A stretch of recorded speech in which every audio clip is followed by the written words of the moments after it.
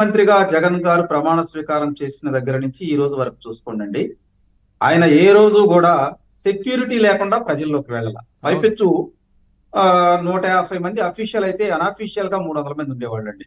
అంటే దాదాపు 450 మంది పోలీసులు. దీంతో పాటు అసలు విచిత్రం ఏంటంటే, తను ఉండవల్లి తన ప్యాలెస్ దగ్గర నుంచి, తాడేపల్లిలో ఉన్నటువంటి ప్యాలెస్ దగ్గర నుంచి ఉండవల్లి మీదుగా మరి అసెంబ్లీకి వెళ్ళేటప్పుడు వేల మంది పోలీసులు పహారా కాసేవాళ్ళు. వాటితో పాటు పరదాలు అడ్డం పెట్టుకునేవాళ్ళు.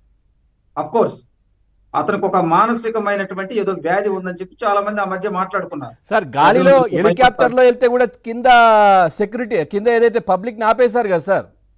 అదేనండి, మానసిక వ్యాధితో బాధపడుతున్నాడని చెప్పి చాలా మంది, కొంతమంది డాక్టర్లు కూడా బహిరంగంగా చెప్పారు. ఉమ్. సరే, వాస్తవం ఏదైనప్పటికీ కూడా ముఖ్యమంత్రి గారికి ఈ భయం అనేది ముఖ్యమంత్రి అయిన దగ్గర నుంచి, అఫ్ కోర్స్ పాత ముఖ్యమంత్రి గారు జగన్మోహన్ రెడ్డి గారికి తను ముఖ్యమంత్రి అయిన దగ్గర నుంచి ఇదే బాధ అండి.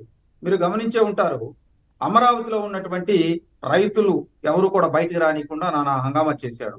దీంతో పాటు మరి తన ఇంటి కాడ ఉన్నటువంటి 3 ప్రధానమైన రహదారులను కూడా బ్లాక్ చేశాడండి. ఈ రోజు మార్నింగ్ కూడా చాలా మంది బయటకు వచ్చి అంటూ ఉన్నారు, రైతులు కావచ్చు, అక్కడ ఉండే స్థానిక అపార్ట్మెంట్ లో ఉన్నటువంటి ప్రజలు, ఏమండి మేము మా అపార్ట్మెంట్ లోకి వెళ్తానికే వెళ్ళనిచ్చేవాళ్ళు కాదు, మేము మా విల్లాలోకి వెళ్తానికి వెళ్ళనిచ్చేవాళ్ళు కాదు, ఇక్కడ సెక్యూరిటీ వాళ్ళు గంటల గంటలు మమ్మల్ని ఇబ్బంది పెట్టేవాళ్ళు. ఒక సీనియర్ సిటిజన్ కూడా మాట్లాడారండి, ఇలా మీడియా దగ్గరికి వచ్చి మాట్లాడారు. మేము ఏదన్నా మా ఇంటికి వెళ్ళాలంటే 2-3 గంటలు వెయిట్ చేయాల్సి వచ్చేదండి. పైపెచ్చు మేమేమన్నా కానీ ఎవరికైనా కంప్లైంట్ ఇస్తే మా మీద తిరుగు కేసులు పెట్టేవాళ్ళు. అందుకని కొంతమంది రైతులు కూడా ఆ ప్రాంతం గుండా వెళ్ళేవారు సార్, వెనుక పొలం పనులకు సంబంధించి కావచ్చు, వాళ్ళ వ్యవసాయ క్షేత్రానికి. అంటే ఈ ముఖ్యమంత్రి గారు, గత ముఖ్యమంత్రి గారు ఉన్నటువంటి ఇంటి మీదుగా కంతేరు అనే ఒక గ్రామం ఉండేదండి. ఆ గ్రామంలో పండించేటువంటి పూలు గాని, అక్కడ కూరగాయలు తీసుకురావాలంటే దీని మీదుగా షార్ట్ కట్ ఇంటి మీదుగా, జగన్మోహన్ రెడ్డి గారి ఇంటి మీదుగా అవి బ్లాక్ చేసి ఏం చేశారంటే దాదాపు 3 కిలోమీటర్ల చుట్టూ తిరిగి వెళ్లాల్సినటువంటి దుస్థితి అండి. దీంతో పాటు ఆయన ఇంటి పక్కనే ఒక కాలం ఉండేది, బహింగం కెనాల్ అది. ఆ కెనాల్ దగ్గర ఉన్నటువంటి ఏదైతే ఆ పేదలు ఇల్లు వేసుకున్నారో 400 మంది ఇళ్ళని నిర్దాక్షిణంగా పీకేపించారండి ఒక రోజు మొత్తం. వాళ్ళు రోడ్డున పడ్డారు. ఒక వాలంటీర్ కూడా వచ్చి పవన్ కళ్యాణ్ గారిని కలిసినప్పుడు. అంటే ఈ పరిణామాలన్నీ చూసుకుంటా ఉంటే, దీనితో పాటు వాస్తవంగా అక్కడ ప్రజలు ఈ 5 సంవత్సరాల నరకయాతన అనుభవించారండి. మీకు చాలా విచిత్రం, ఎవరు చెప్పనటువంటి ఒక విషయం కూడా చెబుతానండి మీకు.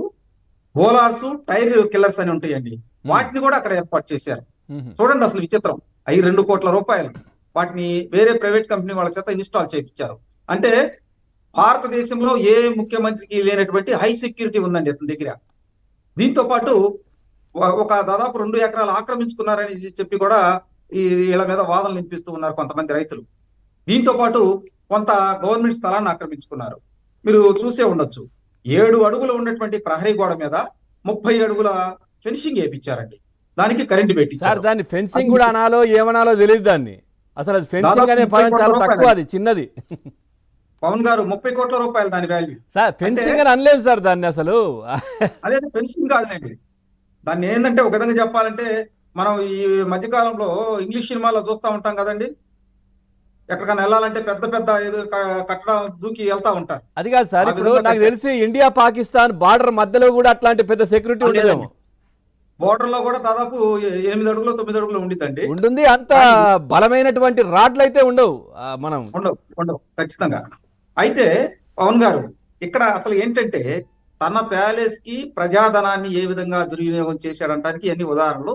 దీంతో పాటు మరి ఇంట్లోకి వెళ్ళి చూస్తే ఆయన పెట్టుకున్న కిటికీల దగ్గర నుంచి కూర్చునే కిటికీల దాకా, కూర్చునేటువంటి కుర్చీల దాకా అన్ని గవర్నమెంట్ సొమ్మే. అంటే చూడండి, గతంలో కోటెల శివప్రసాదరావు గారు ఏదో 2 కుర్చీలు 2 లక్షల రూపాయల వాల్యూ చేసే కుర్చీలు లేదని చెప్పి నానాయాగి చేశారు. వాస్తవంగా ఆ రోజు కూడా ఏంటంటే, మరి అసెంబ్లీ కార్యదర్శికి నా దగ్గర కొంత ఫర్నిచర్ తీసుకెళ్ళమని లెటర్ రాస్తే ఆ లెటర్ ను పక్కన పడేసి ఆయన దుష్ప్రచారం చేశారు. దానికి ఆయన నొచ్చుకొని ఆత్మహత్య చేసుకునే దాకా వెళ్ళింది. ఇవన్నీ మనకు తెలిసినటువంటి విషయమే. ఇవాళ ముఖ్యమంత్రిని ఏం చేయాలండి సార్? నొచ్చుకోవడం కాదు సార్, అంత గొప్పగా బతికినటువంటి వ్యక్తి, స్పీకర్ గా పనిచేసిన వ్యక్తి, ఎట్లాంటి మచ్చలేదు, ఆయనను దొంగ దొంగ దొంగ అంటూ కూడా ఎన్ని ఇబ్బందులు పెట్టారు సార్. ఒక చిన్న వస్తువు, కొంచెం ఫర్నిచర్ ఏదో మిగిలిపోయింది, నేను ఇచ్చేస్తాను, లేదంటే దానికి సంబంధించిన డబ్బు ఇస్తాను అని చెప్పి ఆయన చెప్పారు. మరి ఇప్పుడు వీళ్ళు ఏం చేస్తున్నారు సార్? ఆయన బాగా బతికిన వ్యక్తి కాబట్టి ఆ మనోవేదంతో ఆత్మహత్య చేసుకున్నాడు. అవును, ఆ పాపం వరకే పోదు. ఇప్పుడు ముఖ్యమంత్రి మరి ఏం చేస్తాడు అంటే ఒకటిలేండి, ముఖ్యమంత్రికి సిగ్గు ఎగ్గు లేనటువంటి ముఖ్యమంత్రి ఏం చేస్తాడు?